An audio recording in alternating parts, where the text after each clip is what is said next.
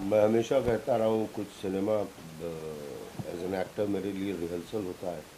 और कुछ cinema performance दिखाने के होते हैं। तो मैं जब भी कोई प्रोजेक्ट पकड़ता हूँ तो कुछ इंटरेस्टिंग है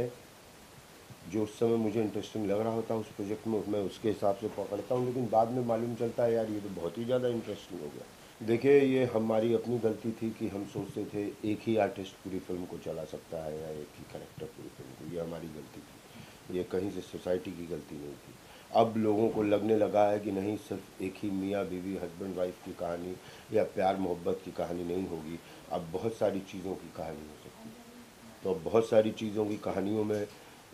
बहुत सारे कैरेक्टर्स काम आ रहे हैं, और जो कैरेक्टर्स काम आ रहे हैं दिख रहे हैं, अब लोगों को लग रहा है कि हाँ यार, कैरेक्टर्स से भी फिल्म बनती है,